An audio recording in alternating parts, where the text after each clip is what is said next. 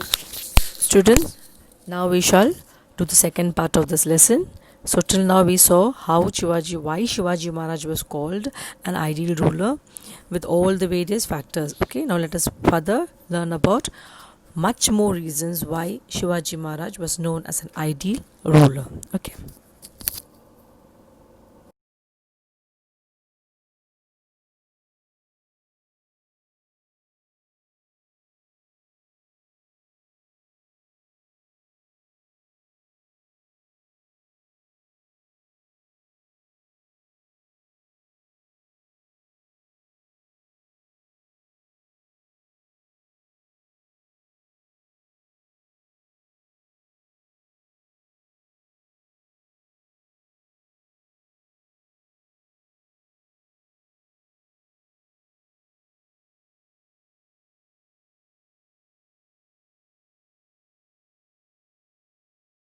Let's look at another example why Shivaji Maharaj is called an ideal ruler. Okay, policy regarding the army. Now Maharaj maintained a strict discipline in the army. He was particular about paying the salaries of the army in time. He made arrangements to pay the salaries of soldiers in cash. In various kingdoms in medieval India and elsewhere, there was a system of making payments to soldiers in the form of jahagirs. Maharaj set this practice aside. There was a strict order to the army that any valuables collected during the campaign in enemy territories were to be deposited with the government. Soldiers were honored for their bravery in the campaign. He looked after the maintenance of the families of soldiers who died in battlefield. He took care of the wounded soldiers. He treated well the enemy soldiers who had surrendered themselves or who had been captured. Okay, now what do you see here? Policies regarding army. Shivaji had a systematic policy system even for the army, military troop around over here. They had a strict discipline to be followed. Okay, it was very maintained. He maintained a very strict discipline for the army. He was particular about paying them, paying the salary of the soldiers on time. It will never be delayed because they are sacrificing their life for the kingdom. That is why, look how important Shivaji felt of paying the salary of the soldiers on time. Now, in the medieval period, in the ancient period of time, ancient India, you had kingdoms, which used to give soldiers salary in the form of jahagir. If they performed well, jahagir would be given to them. Jahagir means land. Now Shivaji kept this aside. Okay, now what will happen? Now suppose if I give you land, you will be behind that land, cultivating land, making more crops, so your attention would be diverted. So Shivaji kept aside the pattern of given jahagir and he only gave them salaries. Now those soldiers who were performed very well during any of the campaign, any of the fight or any of the campaign over there to capture the territory when they went around, those soldiers would be rewarded too. Okay. Now, one more thing very important over here is Maharaj said there was a strict order. Now, what was the strict order to the army that when you attack an enemy country, okay, so what will happen? You will take all the gold, silver, money, and all the everything whatever valuables are collected during the campaign. When we go to attack a country, kingdom over there, and that kingdom has been defeated. So what happened? You can take whatever goods you want from that campaign, no? So all those goods, whatever the soldiers have collected, everything have to be come and deposited to the government. Means everything has to be given to the government. Whatever comes in the hand, they will take. Okay. Now, second thing around over here was he looked after the maintenance of the families of those soldiers who lost their life in the battlefield. Okay, everybody had to come and give all that they collected in the war and keep it and put it back, give it to the government. Okay, now one more thing, he saw to it that any soldier in the campaign or in the battlefield or in the war, died or was injured. Okay, Shivaji Maharaj saw to it that the family was being well taken care of. Okay, wounded. He took care of the wounded soldiers also. In the wounded Swaraj soldiers also he took care, as well as he treated the enemy soldiers also very respectfully.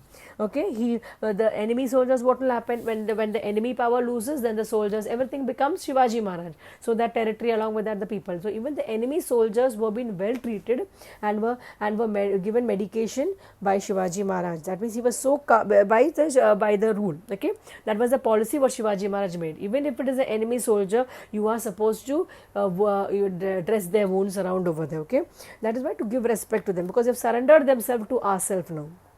Understood. This themselves and who have been captured, and even those who have been captured, those territories, those soldiers also have to be treated in a very respectful manner. Now this is where you find he was so caring even to the people who worked for his kingdom. That is not only the subjects, not only his common people around him, even the army people. He sought to the welfare of those people, of the army people too, the soldiers also. And if any of the soldiers died in the battlefield, then that family would be taken well care by Shivaji Maharaj. Okay, these are the major reasons why we call Shivaji Maharaj an ideal ruler. Okay, there are some more policies. We will look into that now. The next slide.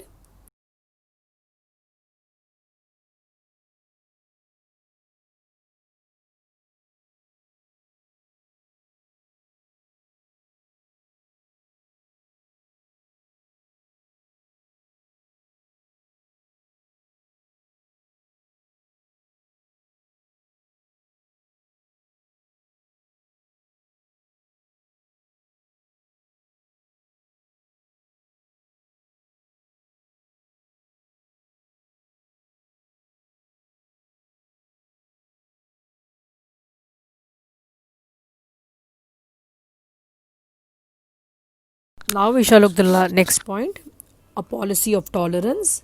Maharaj had to struggle against his enemies, the Adil Shahi, the Mughals, and the Siddhis.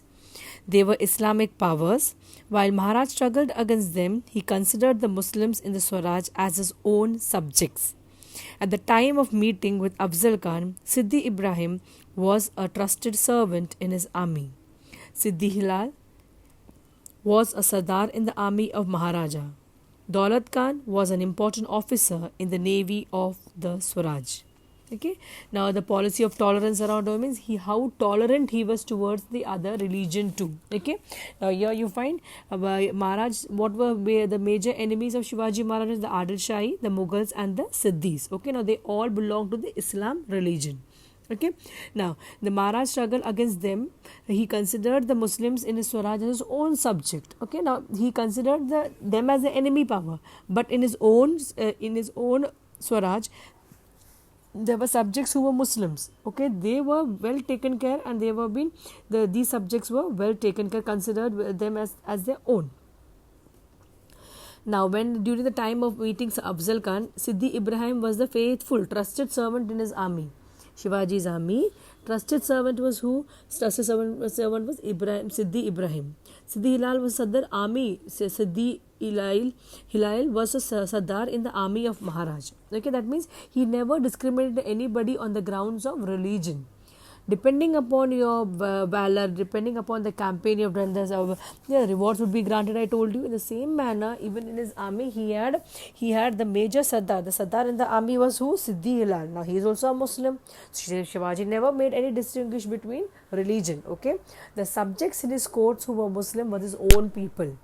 Okay, just because Adil Shahi, the Mughals, the Siddhis, they all belong to Islam religion. So even the people in my court are my enemies. No, not that way.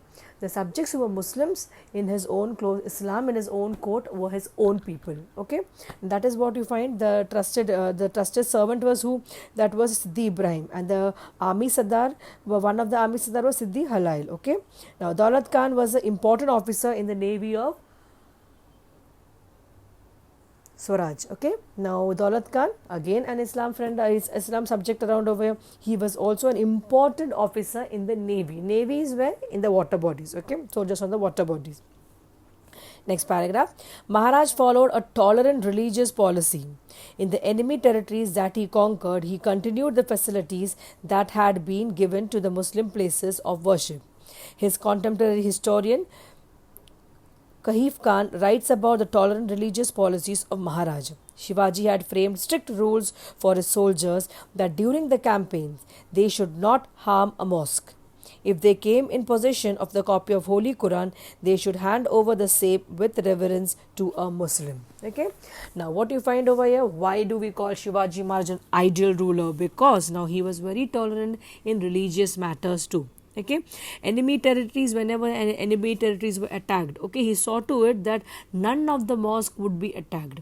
He made it clear to his soldiers that you are not supposed to attack any mosque. Okay, and now suppose in the campaign, okay, in the campaign, if you come across a holy book of the Muslim is Quran. Okay, if you come across a copy of Quran, it should be taken with great respect and handed over to a Muslim. Okay, now the Khalifa Kahif Khan writes about the tolerant policies of Shivaji Maharaj. One was that he gave strict rules to the soldiers. What was that? You're not supposed to attack any mosque. Second thing, in the campaign, if you come across a holy book, that is Quran, well, then you are supposed to hand it over to a with reverence. Reverence means with respect and with great, you hold a holy book with great respect, no, with great devotion. In the same manner, with the great devotion and great respect, that holy book, the Holy Quran, has to be submitted to handed over to a Muslim. Okay, now he followed the tolerant religious policy. That is, tolerant means he tolerated all religions policy, he respected all religions also. He never distinguished on the grounds of religion. That is why are we doing this chapter Shivaji and Ideal Ruler? Because he had a policy of tolerance even towards religious point of view. Okay, he treated all religion with equal respect and didn't show any distinguish.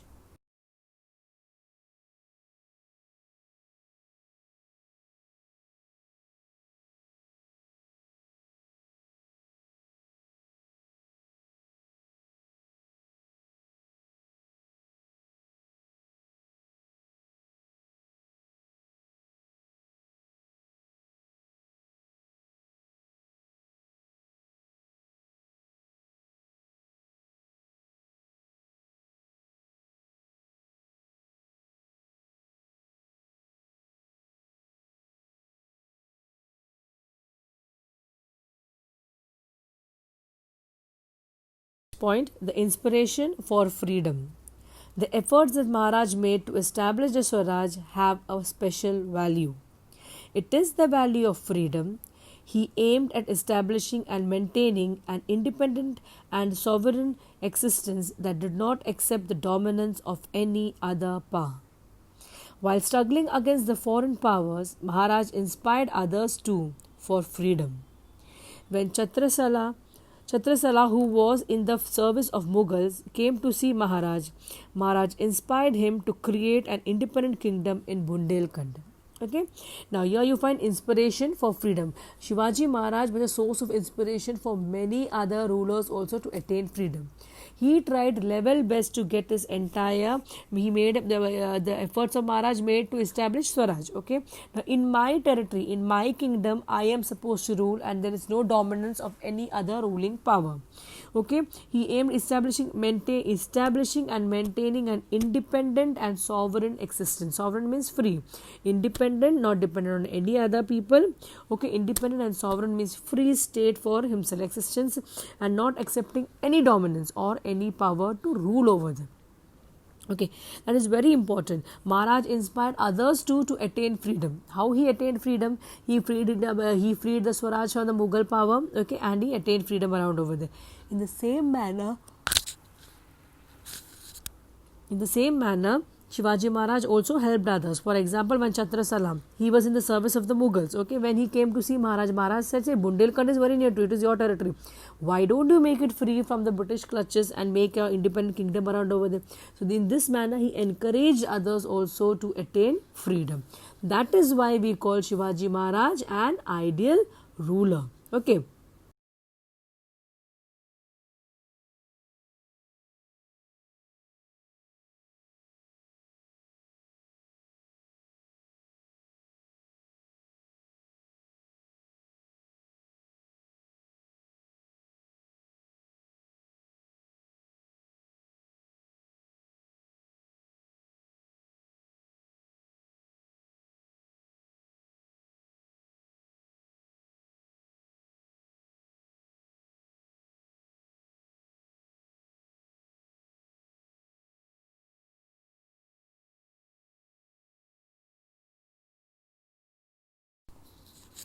Now the next point, greatness of Maharaj's work. Okay, now that's a very big one. Now let us look why we call Shivaji Maharaj an ideal ruler. What was the greatness of his work?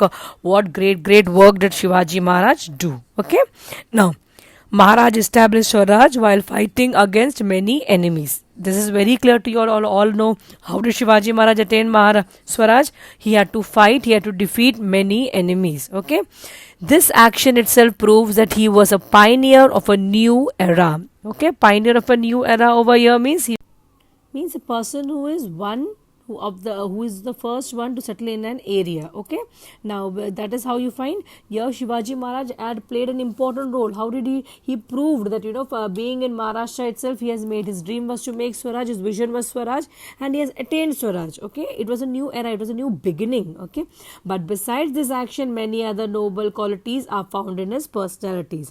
Other than these, there are many other noble qualities that we are seeing in Shivaji Maharaj. And what are they? Shivaji Maharaj was very intelligent. We all accept it. Okay, otherwise how would have he planned to attack? He always emphasized, gave importance to forts. Okay, because he knew how important forts are.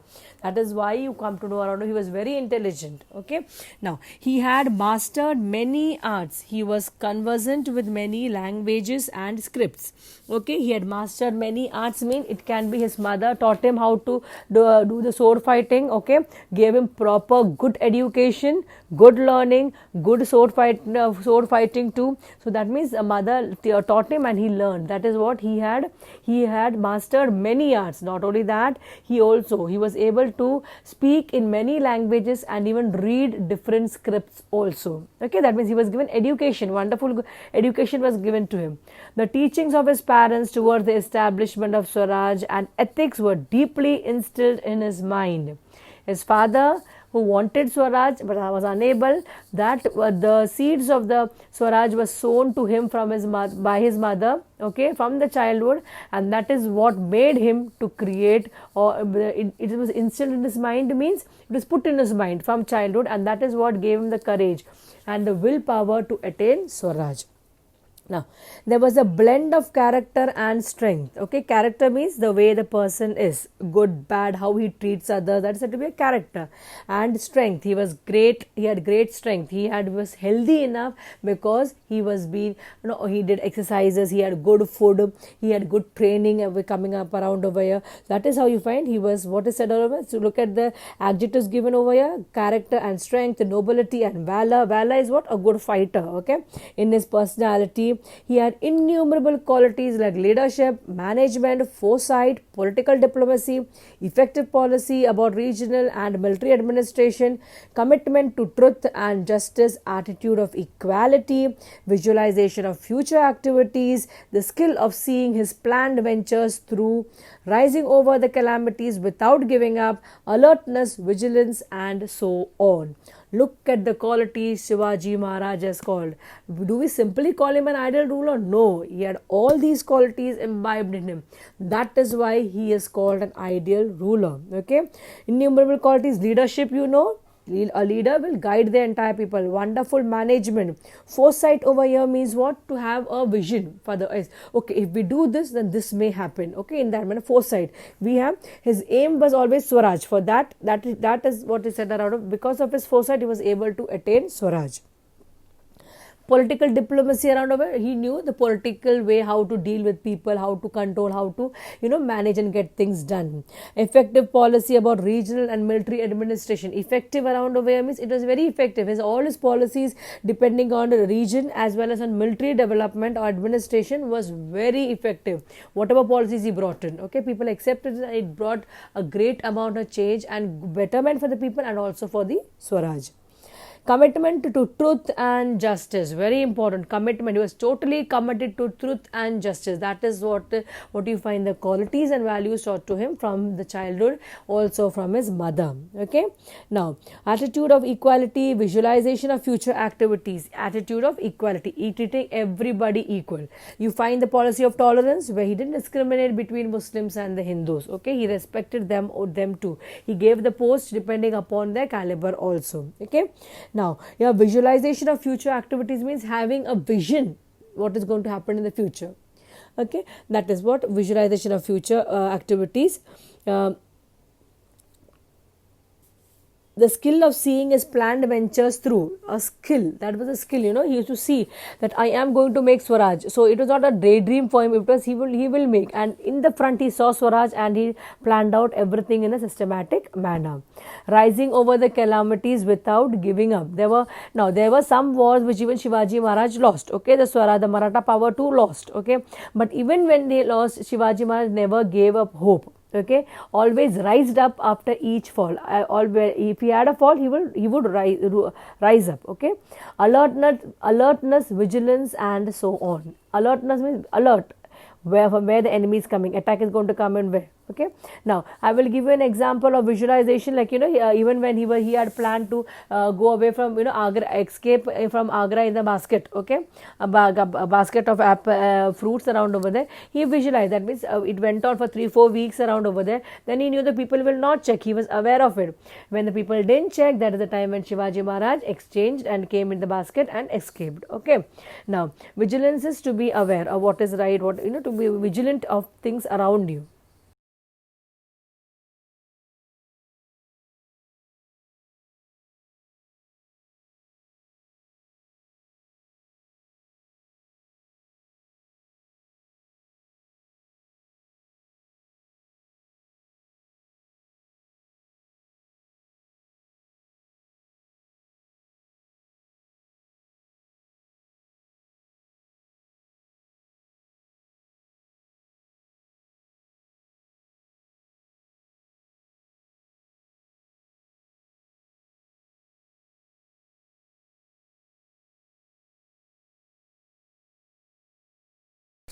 He used to punish those severely who would misbehave with women. He used to take care of all sections of the society, like farmers, craftsmen, soldiers, traders, merchants, etc.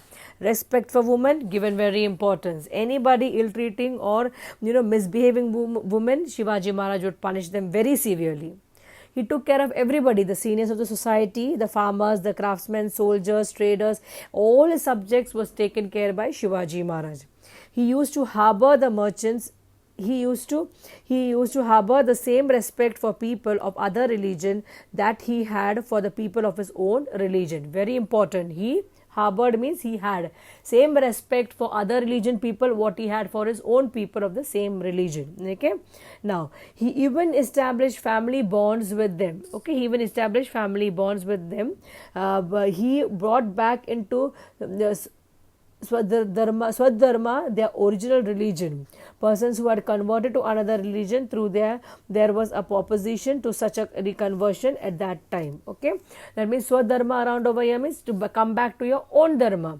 If somebody, even before Swaraj, even before Shivaji Maharaj ruled over, if somebody was forced to convert, change their religion around over there, he allowed them to come back to their own religion. Okay, now at that moment there were many voices which raised, but Shivaji Maharaj was able to tackle the problem and allow the people to come back to their own religion. At the time, there was opposition of religious grounds or to crossing the seas. Yet he built sea forts like Sindhudurga and created a navy. During the time when Shivaji Maharaj establishing Swaraj, there were many restrictions on ground on crossing the seas, crossing from one place to the other. Where that the only mode of transport was through ships or boats. Okay, so during the period of Shivaji Maharaj, there was many opposition regarding the crossing of the sea. But yet Shivaji Maharaj built sea forts, okay, that is sea fort like Sindhudurga, because if you built a fort around over, you will have the custody of entire surrounding area. This means that he had made preparation for countering foreign invasions that came from the sea. Okay, now this is a very good example that Shivaji Maharaj beforehand, foresighted, what you call, he was aware that the foreign invaders, the foreign traders, okay, who will come as traders, but they will invade the part of country. Okay, he was aware that they are going to come only through what way? They are going to come only through the sea route. Okay, that is why he made sea forts. Now he became the ruler of Swaraj officially through his coronation. He didn't become because his father died, so he became the king. No, he became through the process of coronation, the process through which he was being crowned as the Sardar.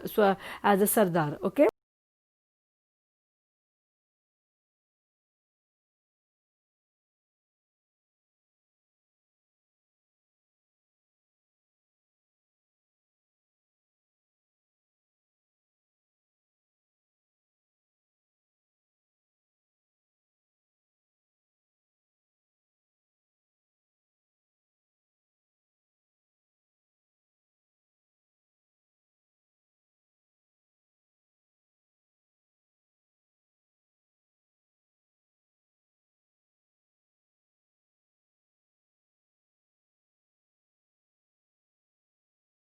He later had a second coronation from a different religious perspective. All these actions show his revolutionary aspects in the field of religion. Okay, now he later on, after the coronation, he went on having the second coronation that was in a religious process. That shows how important the aspects of the field of religion was important in his life. Okay, now when there were threats to Swaraj, he would face them with or without his associates. Due to this, even his associates were ready to sacrifice their lives for Swaraj. Of course, his greatness was not confined to the quality of facing calamities bravely and fearlessly. He wanted to have an ethical, qualitative base to the Swaraj. That is why he would give orders even regarding minor issues along with the important ones. The order that prohibited soldiers from taking vegetables from the fields of the peasants by force is exemplary.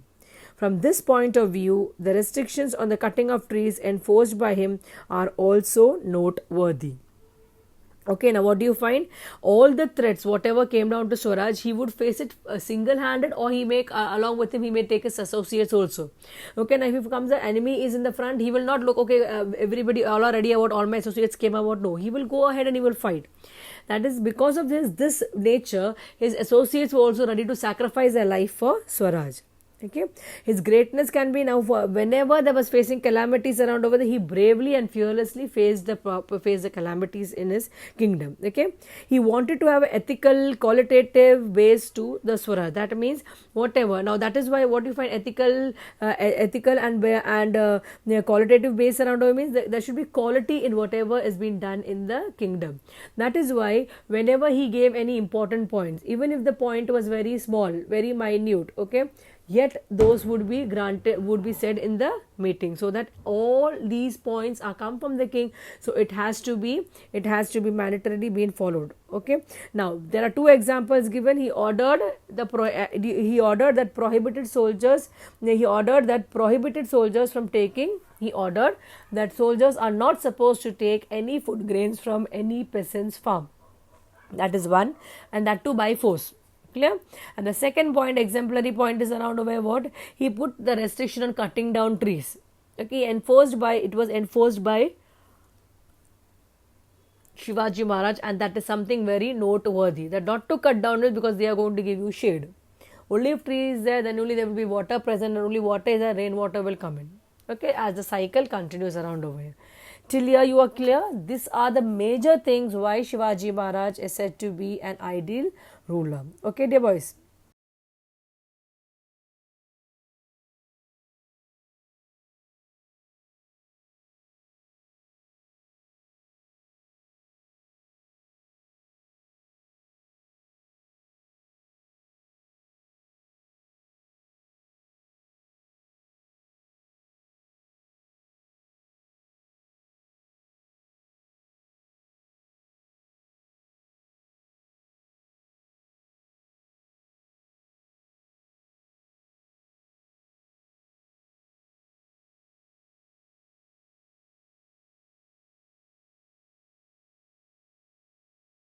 He had ordered that the garbage on the fort should be burnt in an allotted place without dumping it elsewhere, and vegetables should be grown on its ash.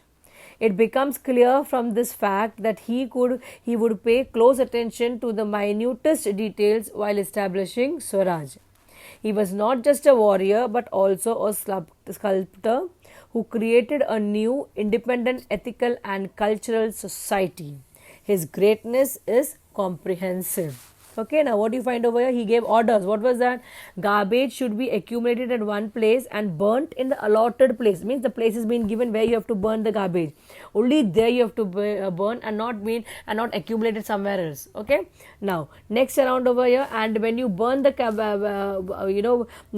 garbage around over there, you will get ashes. On that ash, you are supposed to grow vegetables. Okay, he paid close attention to minutest of the minutest problem or in the concern of the people was being noted by Shivaji Maharaj. Okay, he was not just a warrior; he was a sculptor. Sculptor is who makes who makes sculptures. Okay, now who created a new independent. Now, that is what now he made entirely new. Why is he called a sculpture and a worker? Means the one who makes murtis. Okay, now why is he called? Because he created a new independent, ethical, and cultural society.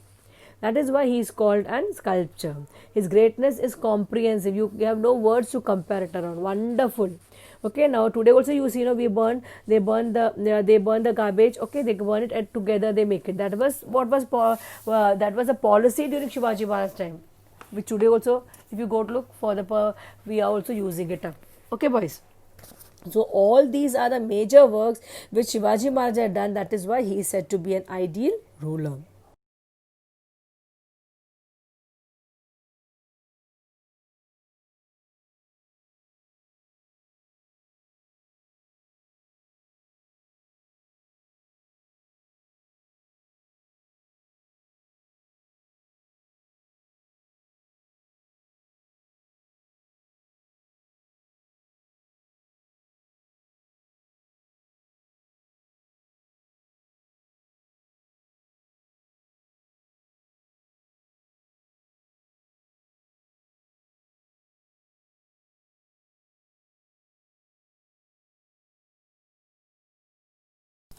In our national movement, Maharaj was a great source of inspiration.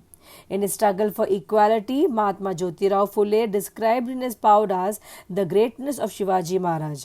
Lokmanya Tilak brought about national awakening through the medium of Shivaji Jayanti celebration. Lala Lajpat Rai has written a book. Okay, boys. So, what you find over here in our national movement, there are three people names given over here. Mahatma Jyotirao Phule. Okay, Maharaj, great. He was a source of inspiration. You have Mahatma Jyotirao Phule in his Paudas. Paudas are small, small poetic verses. Okay. Now, in that he has greatly explained about Shivaji Maharaj, greatness of Shivaji Maharaj. Lokmanya Tilak, what did he do? He started Shivaji Jayanti. Okay, to bring awakening among the masses and bring people together for the struggle of freedom. Okay, now let us look what Lala Lajpat Rai has written in the book.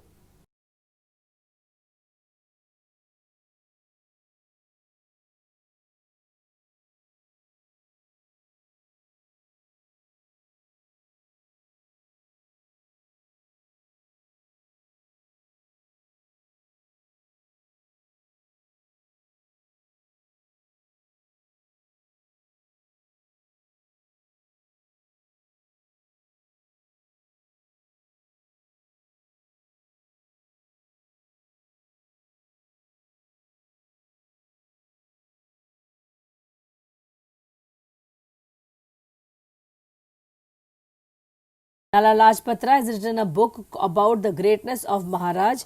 The great Tamil poet Subramanian Bharati has written a poem about about an imaginary incident in which Shivaji Maharaj talks to his associates. Now, what do you find? Tamil poet Subramaniam Bharati. Now, what has this poet written over here? Had written a poem about an imaginary, a poem which is an imagination, based on imagination, in which Shivaji Maharaj is talking to his associates. Okay. Now, the associates who were ready to sacrifice their life for Shivaji Maharaj.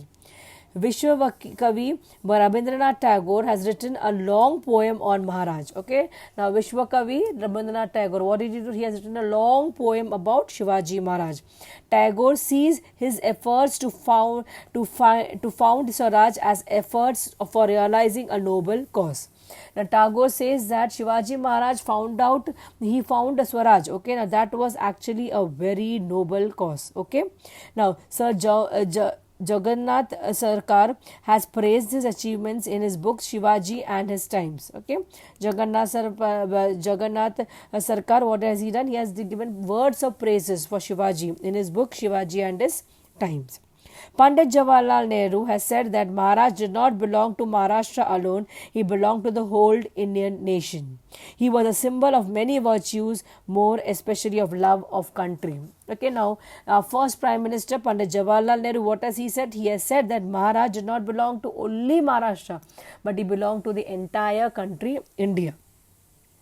And what are the virtues he has given over here? Virtues especially of love of the country. Okay, he was ready to do anything for his country. That is what even the associates followed him. Got it?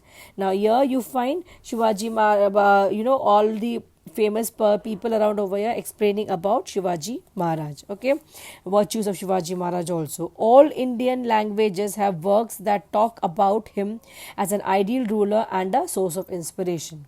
Okay, all Indian languages, whichever books you find, they will always praise Shivaji Maharaj in their own mother, in their own language. Okay, and it would be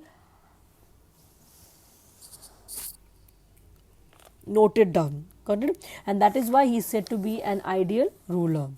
Future generations will continue to look upon his work, this work of Shivaji Maharaj of founding the Swaraj and turning it into Swarajya as a source of inspiration. Now, what is it for the future generation? The act what Shivaji Maharaj did. What is that? He had a foresight of Swaraj and the inspiration to build it up around over there, which turned Swaraj into Surajya. This is going to be an inspiration for the coming generation. Okay, Shivaji Maharaj was a great national hero. He was not only an ideal ruler, but also he was a national hero for the people of Maharashtra as well as for the people of India. Okay, boys, understood everything? Any doubts? Any clarification?